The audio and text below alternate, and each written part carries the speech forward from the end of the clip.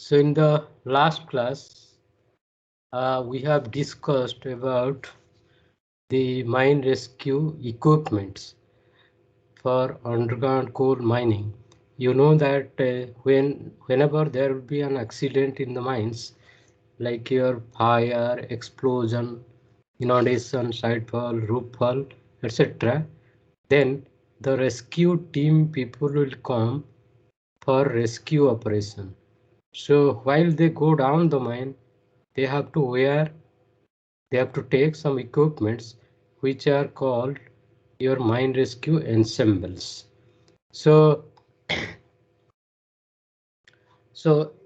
after the underground mine fire, explosion or inundation, specially equipped and trained teams have been sent to the underground to fight the fire, to rescue the entrapped miners, to test the atmospheric condition, and to investigate the causes of the disaster or to recover the dead bodies. So these are the 5 functions to be carried out by the rescue team members. Rescue team members. So if there is fire in the mines, here they have to fight with the fire, and if somebody is trapped inside the mine, they have to rescue the entrapped miners, and at the same time they will also test the atmospheric conditions, like your presence of methane gas, presence of carbon monoxide gas in the mine air, carbon dioxide gas, etc. Test the atmospheric condition, heat and humidity also, and they have to also investigate what is the cause of the disaster, and they have to also recover the dead bodies if some people are died inside the mine because of the accident.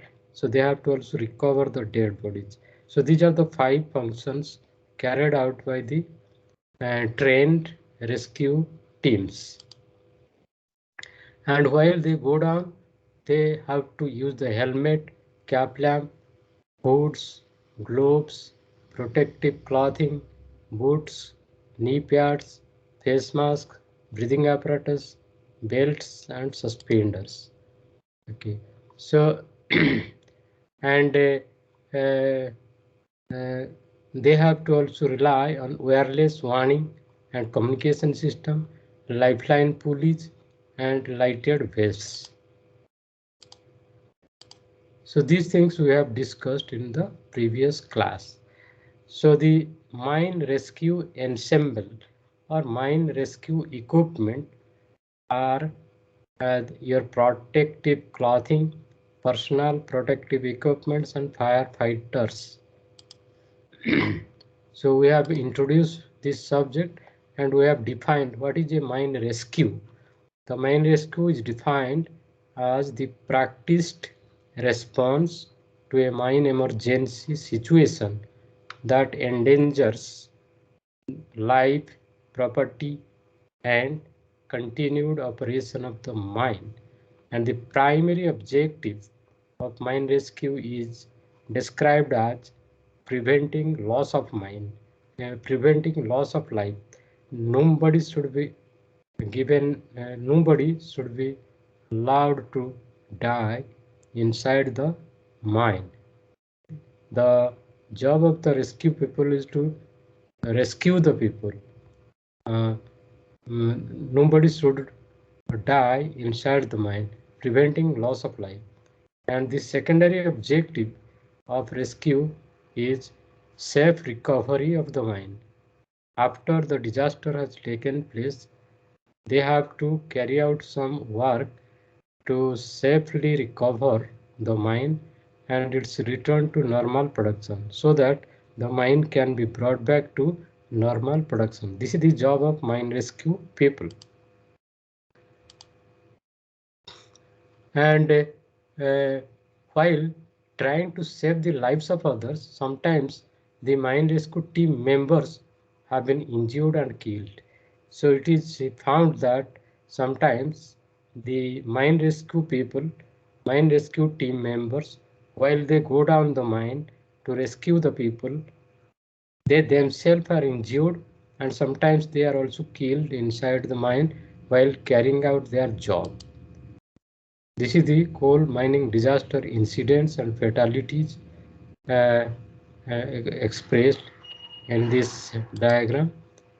Also, the uh, uh, the most common incidents, the most common disasters, the most common hazards associated with underground coal mining are explosion, mine fire, and inundation. Sometimes the seismic jolts, like your rock bursts, uh, coal bumps, and gas outburst, and mine collapse. This is the mine rescuers killed at the mine accidents in different years.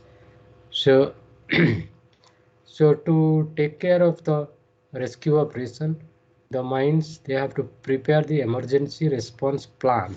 What is emergency response plan? It is used for emergency response plan is intended to use of the equipment and technology, additional mine rescue team training requirements, team's response time, civil and criminal penalties, establishment of a competitive grant program for new mine safety technology. So these are the things we have discussed. The coal outburst accident also has taken place in some mines. So we have seen the mine rescue people, they have to use the helmets, cap lamps, boots, knee pads, face mask, breathing apparatus, belt, and suspenders. Okay, so these are the things they have to do. So the firefighting people, the first aid and recovering explosions in the mines, uh, these are the terms associated with underground your hazards and rescue operation. Hazards and rescue operation. So uh, we have discussed these things in the last class. Then in the last class also we have discussed about the mine rescue teams and their tasks. So what are the work they have to do? The mine rescue team, the mine rescue and recovery involves a wide variety of tasks. The way that the mine rescue teams respond varies according to the type of emergency, type of mine emergency, and the type of mine being entered. So conditions within the mine also determine what the team will be required to do. The MSHA defines some of the tasks that may be required during an actual emergency by mine rescue teams. What are the works to be carried out by the mine rescue teams? They have to explore the affected area of the mine. They have to search for and rescue the survivors. They have to perform first aid jobs. They have to determine the extent of damage in the mines. They have to determine gas conditions. They have to go for mapping the team's findings, and they have to locate and fight the fire. And they have to build temporary or permanent stoppings, bulkheads. They have to erect seals in a fire area, and they have to clear the debris, pumping the water, and installing or erecting temporary roof supports. So these are the mine rescue teams they have to carry out in the mines. And we have seen that the mine rescue team has 6 people. Number one is the captain who leads the team. Second is the gas person who backs up the captain and checks for the presence of the gas. Third man is the map person who maps locations of the conditions in the mine and actions taken by the team. Fourth one is the stretcher person who pulls the stretcher. Fifth one is the tail person or co-captain who receives orders from the fresh air base, briefing officer, and relays information from inside the mine to the fresh airbase. And the sixth person is the briefing officer, who remains at the fresh airbase and directs the teams according to command center order, and also informs the command center of mine conditions found during exploration. So the mine rescue team people are 6 people are there. This is the diagram showing 6 people. This is the captain, and these are the different people who uh, carry out the rescue operation inside the mine. The last man is the co-captain. Okay, sir.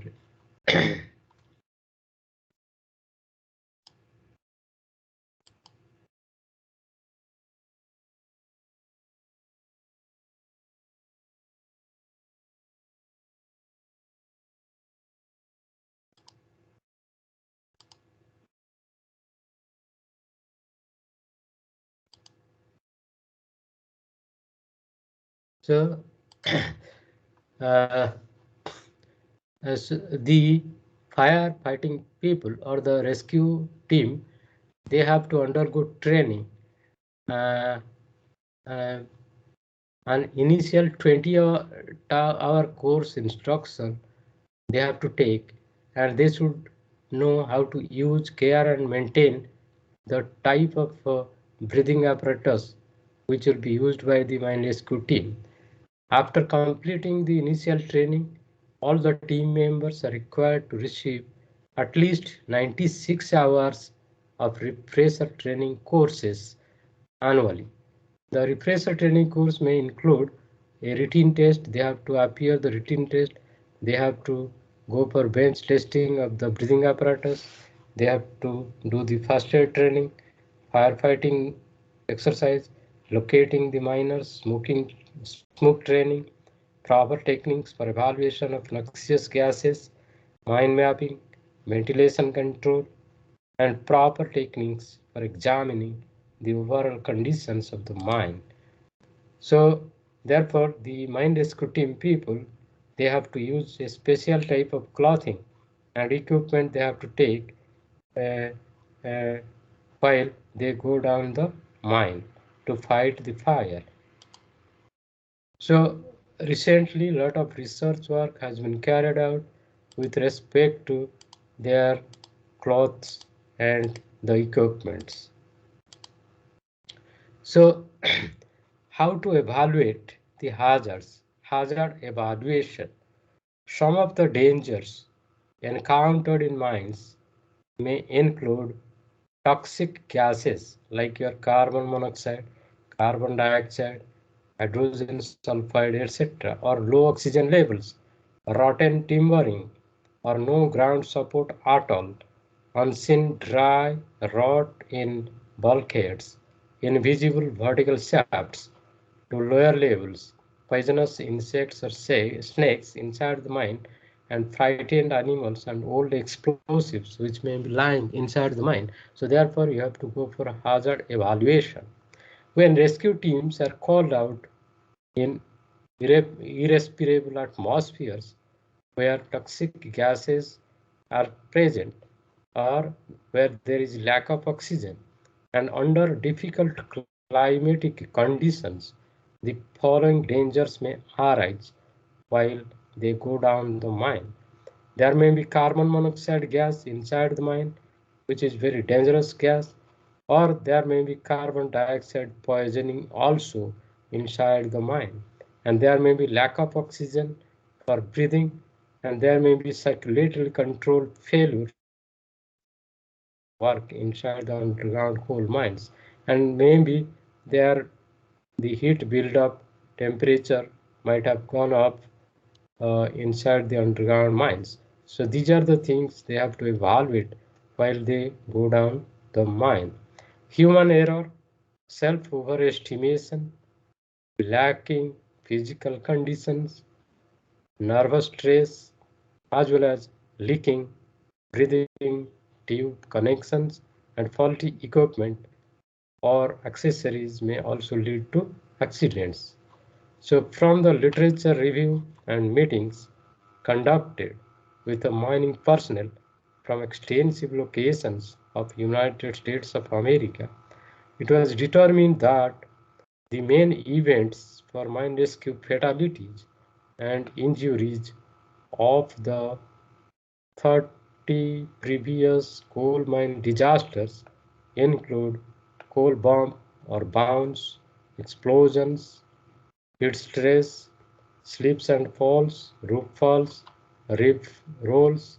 A slab of coal from a leftover block of coal comes loose, asphyxiation, burns from fire, overcome in a rescue, drowning during firefighting, and overcome by carbon monoxide. Sometimes a rescue effort without PPE or adequate gas test equipment resulted in the injuries or fatalities.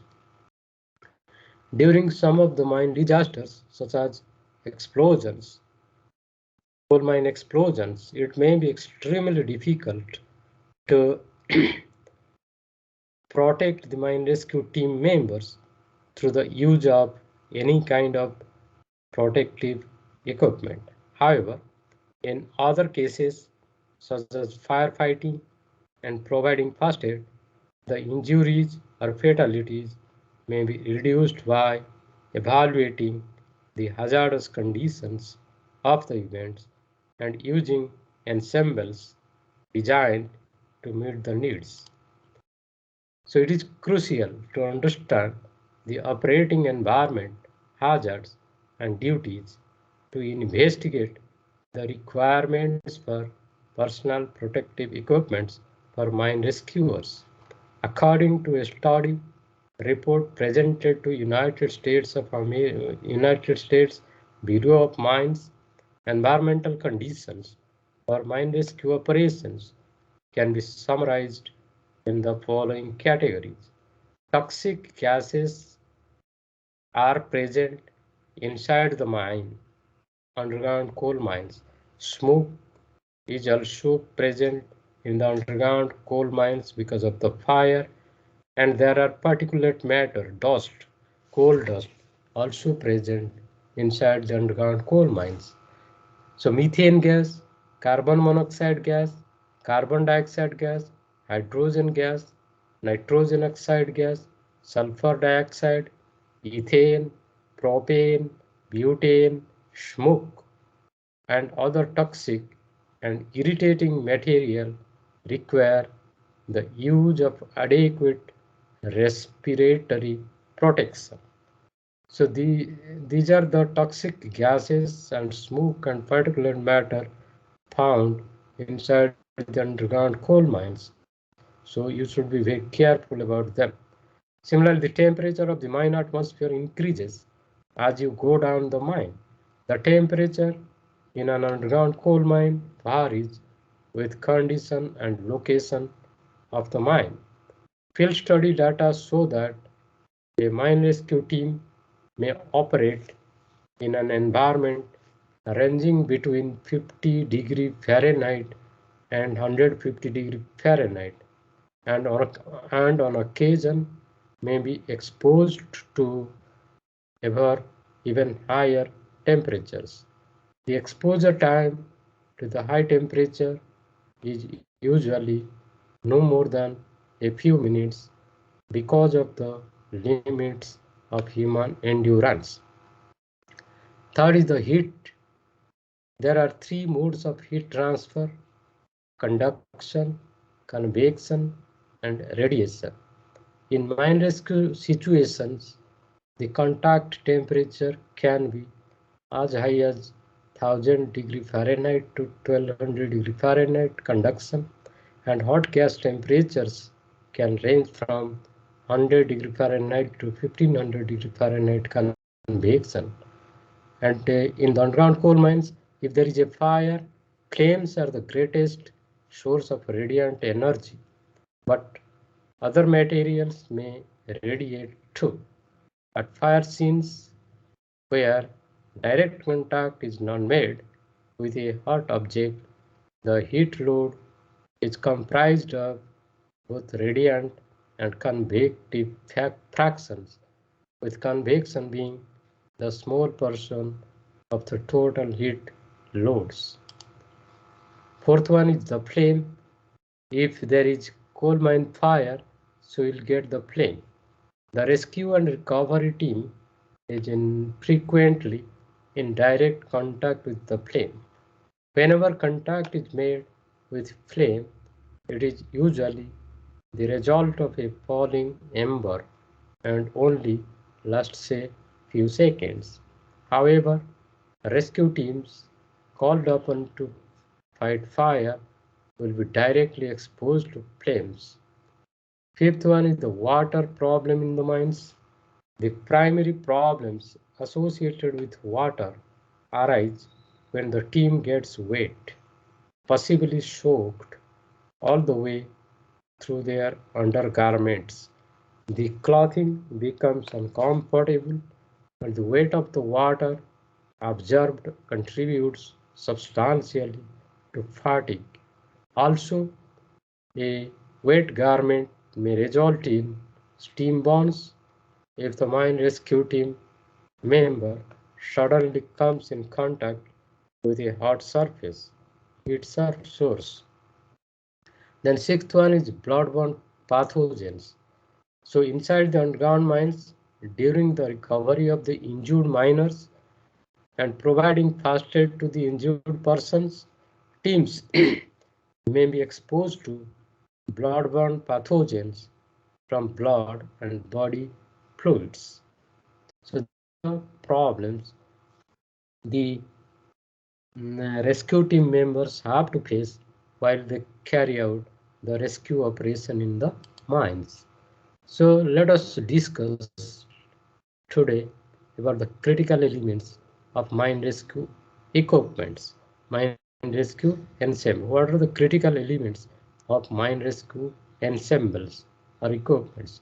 So the mine rescue ensemble is defined as the integrated elements of the rescue team's personal protective system. The function of the mine rescue ensemble is to improve the wearer's protection against the hazards such as heat, flame, toxic gases, smoke, penetration, impact, and water.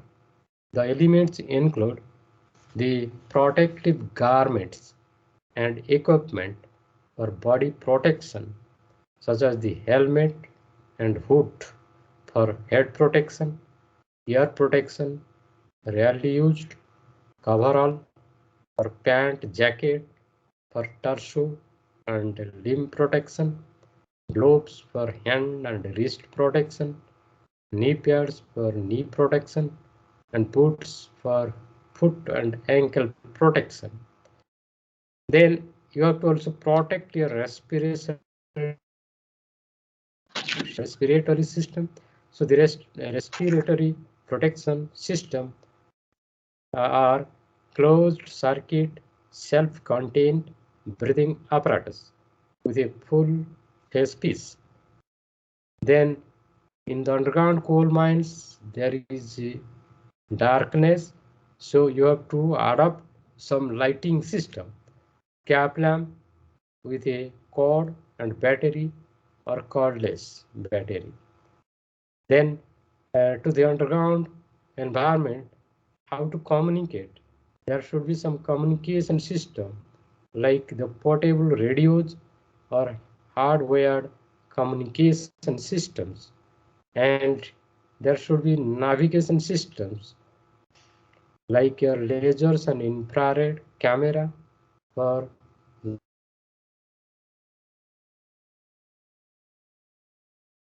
needed, and other lifeline, miners belts, gas detectors, maps, tools, sounding stick, etc. are also considered as the mine rescue ensembles. So you just see the elements of a typical mine rescue ensemble. In this figure, the elements of a typical mine rescue ensemble is shown here. So this is the cap lamp. This is the cap lamp the person is wearing. This is the face mask the person is wearing. The rescue team member is wearing. And this is the cover all with reflective tapes for torso and limb protection. Total body cover coverall with reflective tapes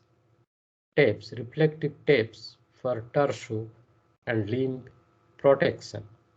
And this is the mining belt. This is the cap lamp battery. This is the knee pads for knee protection, and this is the boots for boots and ankle protection. Boots for foot and ankle protection. And backside, this is the helmet for the head protection. This is the hood for head protection. This is the hood for head protection.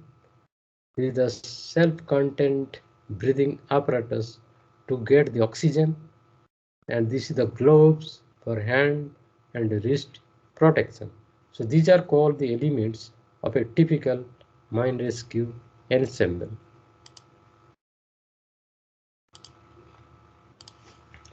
So there are some hazards which are faced in the mines may stem from team members having to spend long periods of time outside the mine.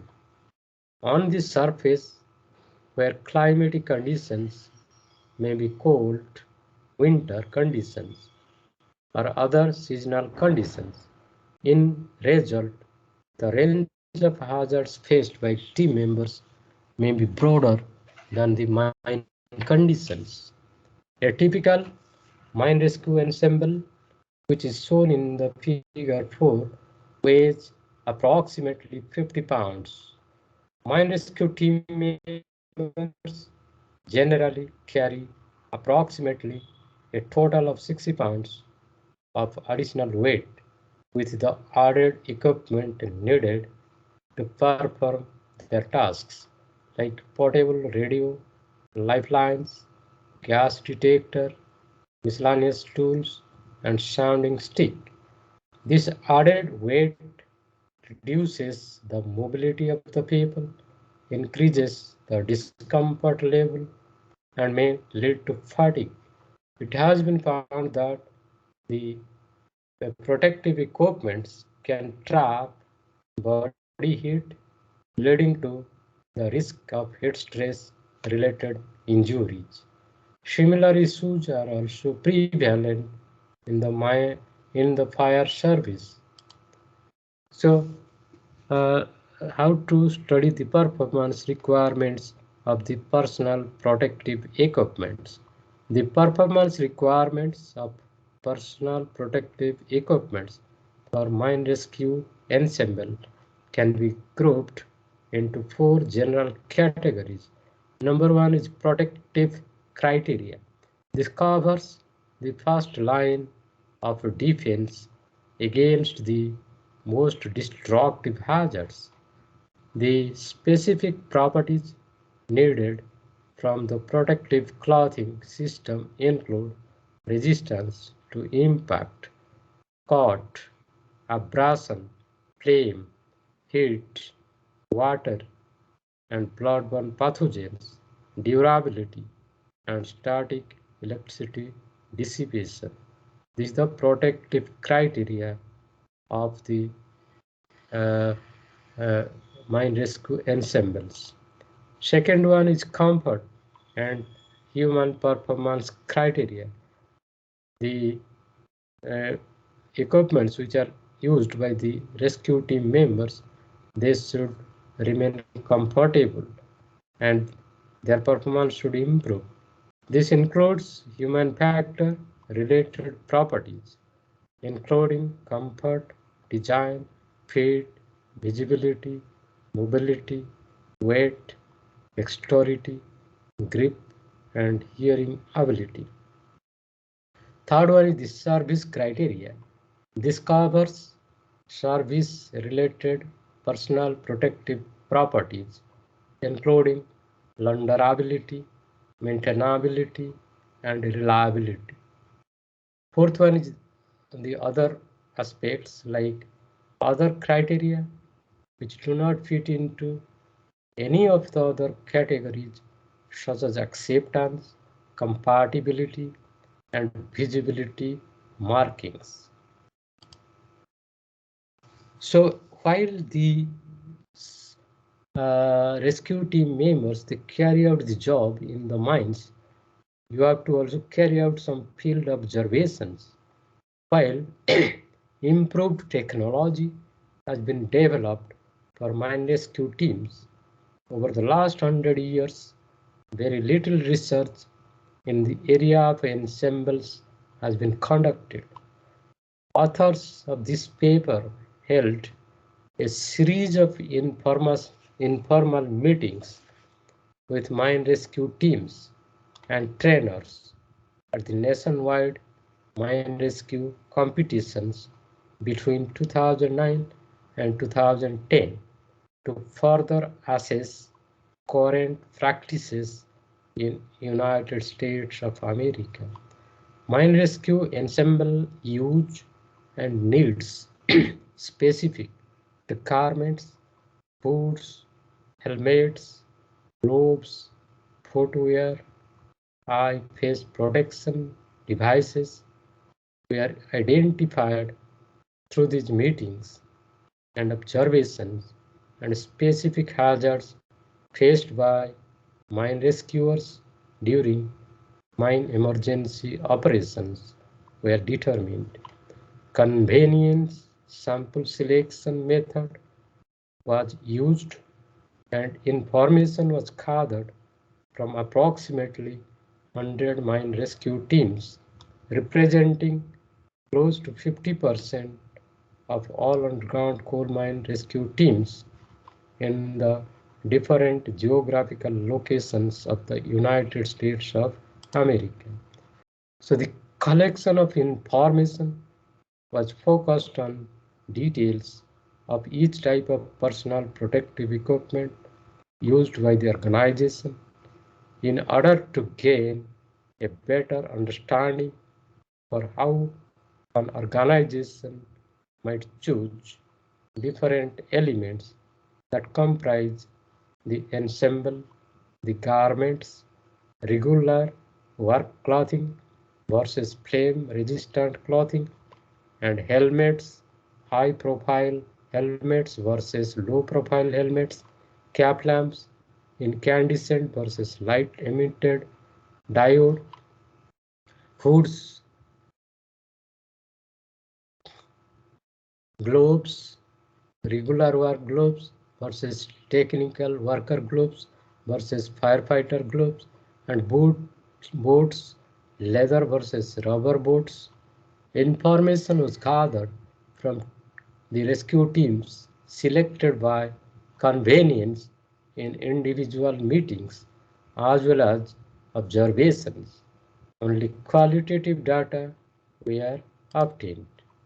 It was found that personal protective equipment practices for mine rescue teams differ by the type of operations they carry out inside the mine. For example, for firefighting, they need special type of personal protective equipments. For rescue operation inside the mine, they also need special type of personal protective equipment. For recovery work also, they need personal protective equipments. And by the type of organization, whether it is a federal organization, whether it is a state organization, whether it is a private organization. Okay, so it was observed that there was no consistency in mine rescue equipments worn by different teams.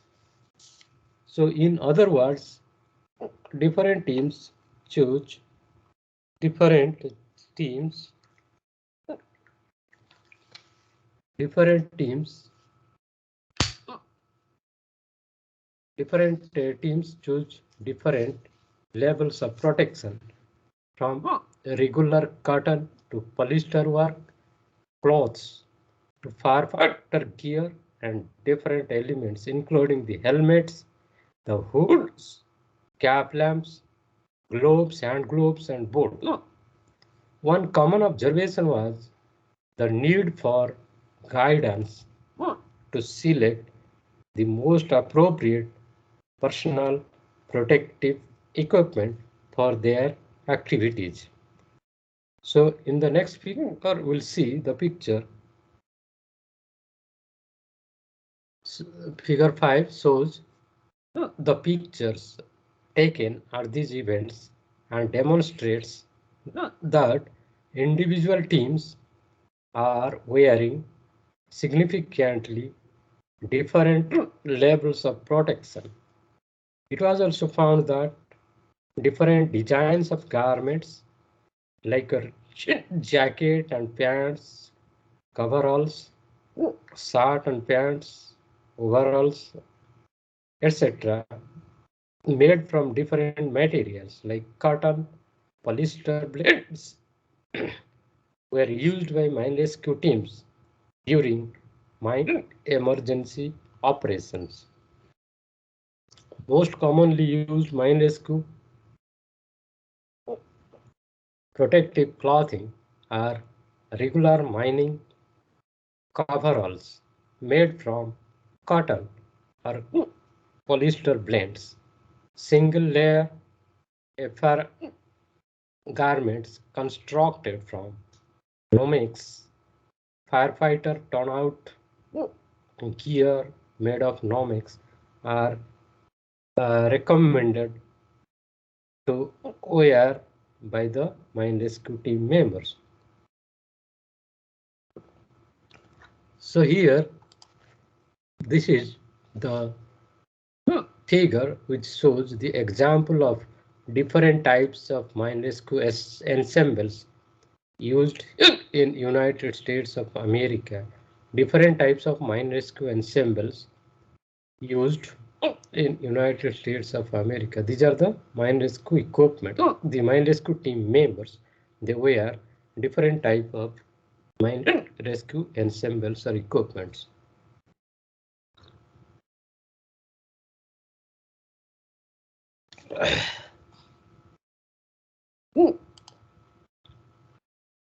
So in terms of design, the majority of the garment designs observed in the field was coveralls and jackets and pants.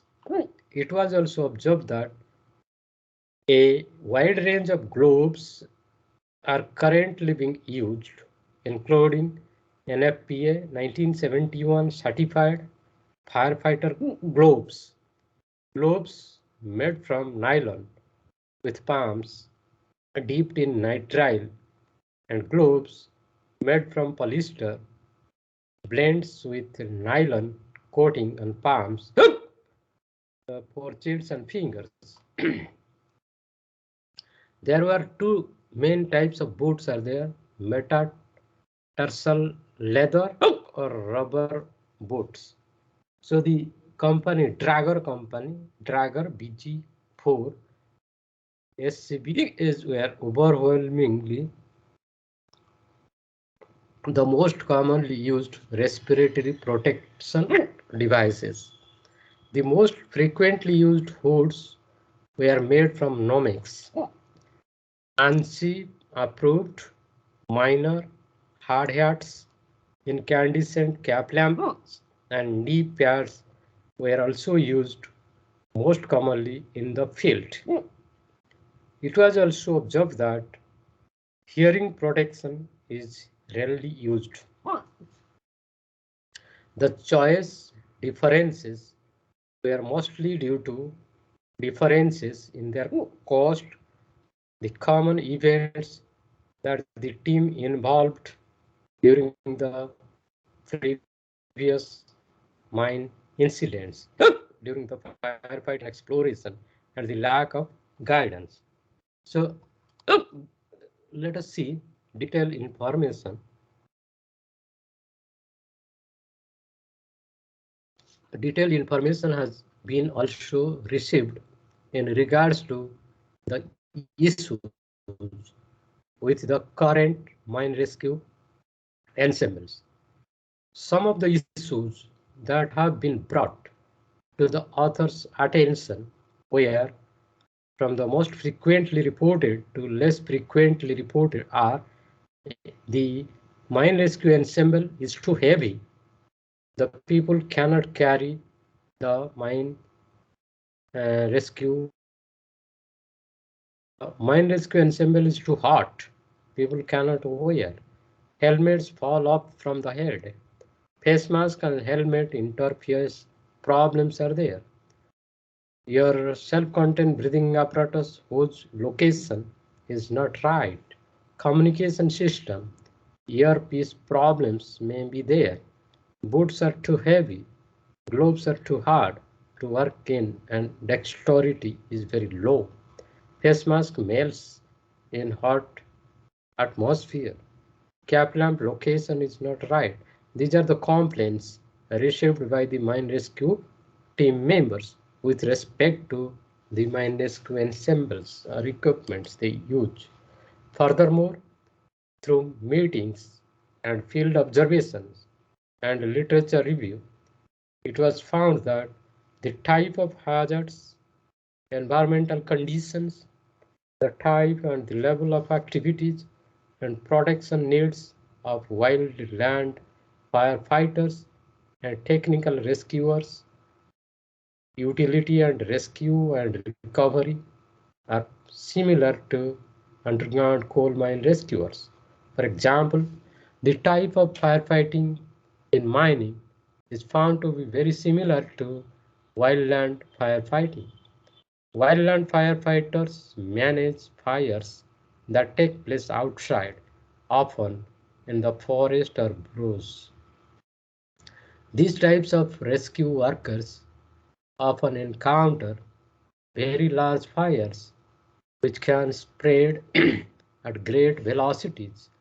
The difference between wildland firefighters and their structural counterparts is that wildland firefighters are not usually exposed directly to fire conditions under normal circumstances, but the risk of such condition does exist, as in the case of mine rescuers.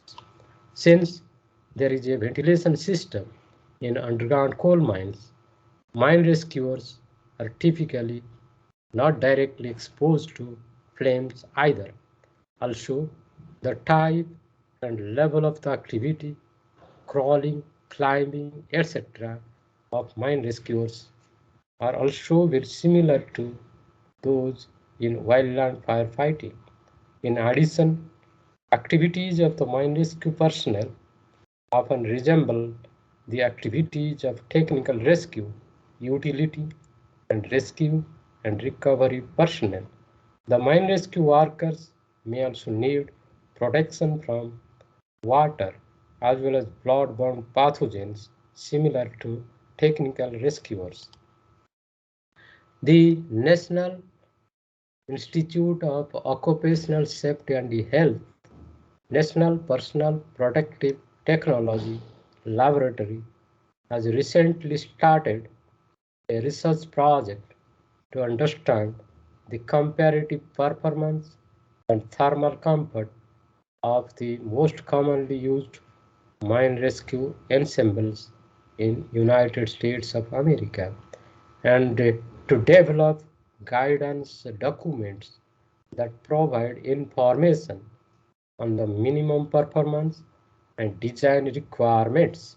In this two-phased project, fabric performance properties will be evaluated by bench scale testing and thermal comfort will be evaluated by sweating, thermal, mannequin testing coupled with bench scale testing.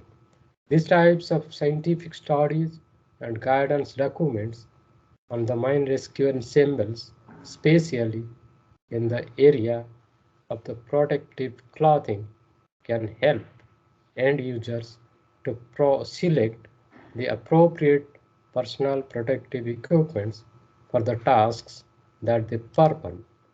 So finally, in the conclusion, I can say you that the mining industry trend, the mining industry trend toward reduced and non-exposure of mine rescue workers in hazardous situations should continue as the primary goal or direction.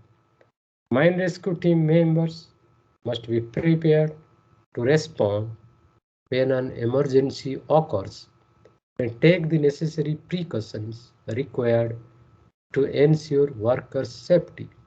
It is vital that members of each team are provided with the proper personal protective equipment, and the mine rescue team members must know the limitations of their personal protective equipment. In this study, a historical perspective on ensembles used during mine rescue operations was provided, and environmental hazards, critical elements of mine rescue equipment, and key problems with these elements were summarized.